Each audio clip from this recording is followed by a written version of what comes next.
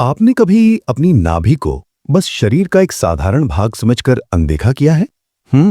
पर प्राचीन भारत के ग्रंथ कहते हैं कि यहीं, बिल्कुल यहीं, आपकी असली शक्ति का द्वार छुपा है।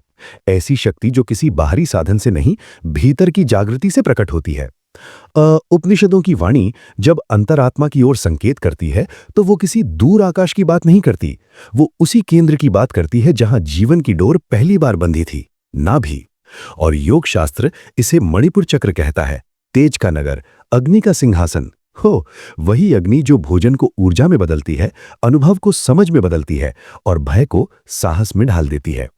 कहा गया है कि मनुष्य के भीतर एक यज्ञ कुंड है। यदि वो जाग जाए तो जीवन का हर क्षण प्रसाद बन जाता है। गीता का वो रहस्य याद कीजिए, योगः कर्मसु कौशलम। कर्म में कौशल तब उतरता है जब भीतर का केंद्र स्थिर हो, जब निर्णयों पर संदेह नहीं, स्पष्टता का प्रकाश हो। और ये स्पष्टता अक्सर माथे से नहीं, नाभि से उठती है, क्योंकि नाभि केवल देह का केंद्र नहीं, संकल्प का केंद्र है। आयुर्वेद ने अग्नि को जीवन का राजा कहा, जठराग्नि। पर इसकी गूढ़ व्याख्या सिर्फ पाचन तक सीमित नहीं। जैसे अन्न पचता है, वैसे ही विचार भी पचते हैं, भावनाएं भी पचती हैं, रिश्तों की चोट भी पचती है। और जिनका भीतर का अग्नि केंद्र मंद हो जाता है, वे छोटी छोटी बातों से टूट जाते हैं। पर जिनकी नाभि की अग्नि जागती है, वे टूट कर भी चमकते हैं। हो, यही कारण है कि तंत्र और योग के मार्ग में नाभि को गुप्त द्वार कहा गया। जहां श्वास उतरती है तो मन झुकता है, जहां ध्यान टिकता है तो आत्मविश्वास जन्म लेता है। नाभि के पास वो मौन रहता है जो सबसे ऊंची प्रार्थना है। और ये रहस्य बड़े सरल संकेतों में सामने आता है। जब डर आता है, पेट से कुड़ता है। जब प्रेम आता है, भीतर फैलाव होता है। जब सच बोलते हैं, अंदर हल्कापन होता है। ये संकेत बताते हैं कि आपका भीतर का केंद्र आपसे निरंतर संवाद कर रहा है।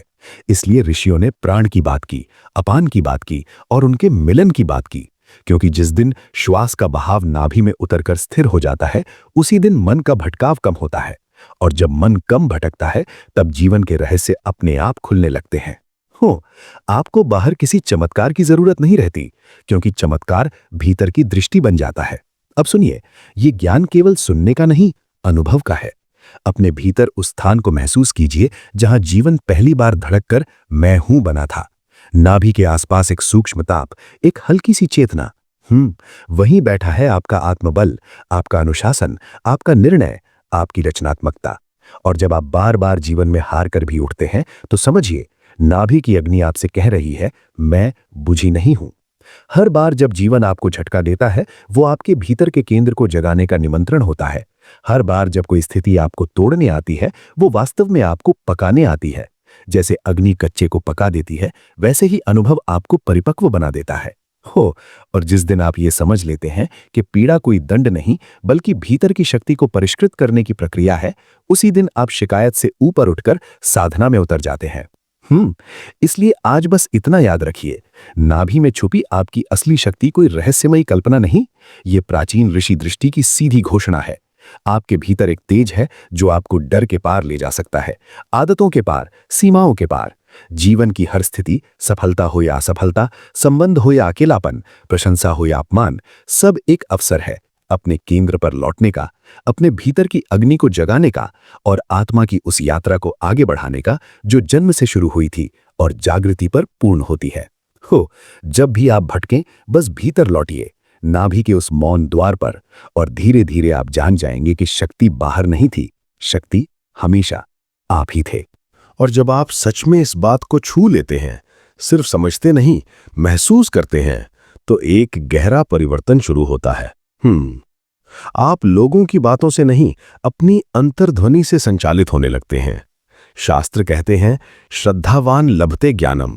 पर यह श्रद्धा किसी व्यक्ति पर नहीं, अपने भीतर के सत्य पर टिकती है।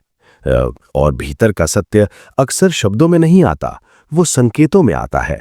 एक क्षण का ठहराव, निर्णय से पहले एक मौन, संकट में भी अंदर की स्थिरता।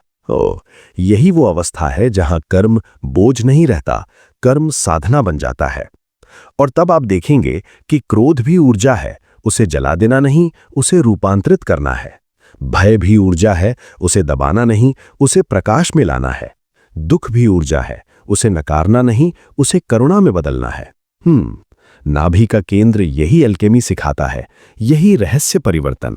प्राचीन ग्रंथों ने अग्नि को देव कहा, क्योंकि अग्नि सिर्फ जलाती नहीं, शुद्ध करती है, बदलती है, उठाती है। इसलिए जब आप भीतर से कमजोर महसूस करें तो ये मत मानिए कि आप टूट गए हैं। ये बस संकेत है कि आपकी अग्नि को ईंधन चाहिए, संकल्प का ईंधन, सत्य का ईंधन, अनुशासन का ईंधन।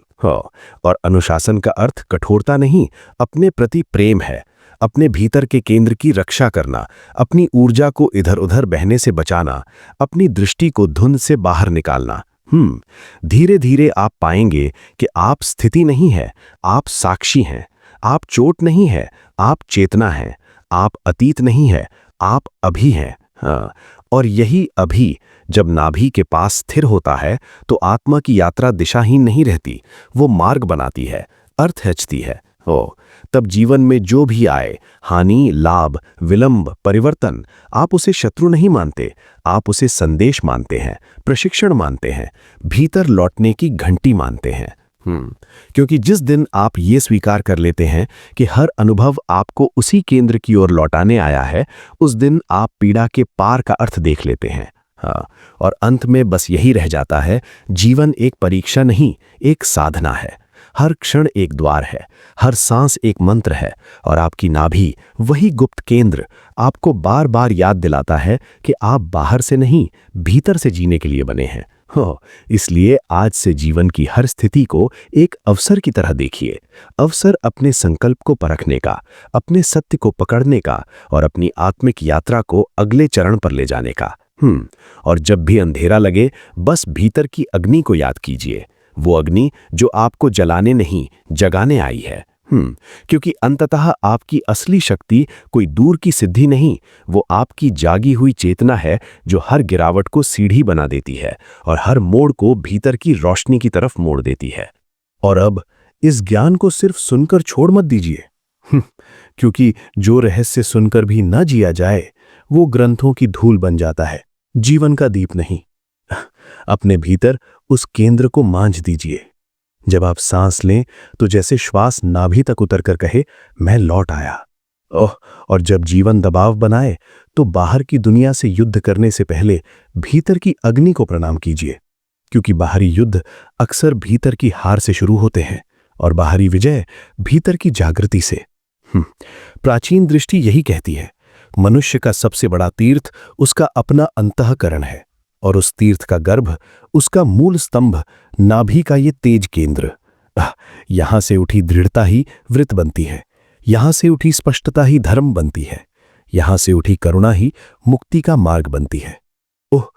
इसलिए जब कोई आपको गिराने आए, उसे अपना शत्रु मत समझिए, उसे जीवन का वो गुरु समझिए जो आपको आपके केंद्र तक धकेल रहा है।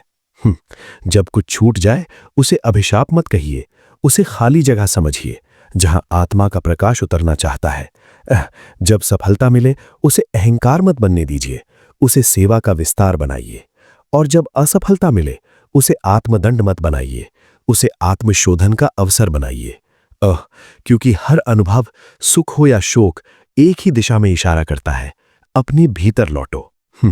और जिस दिन आप लौटना सीख लेते हैं, उस दिन दुनिया वैसी ही रहती है, पर आप बदल जाते हैं। परिस्थितियां वैसी ही होती हैं, पर आपकी दृष्टि गहरी हो जाती है। लोग वैसे ही होते हैं, पर आपका हृदय विशाल हो जाता है।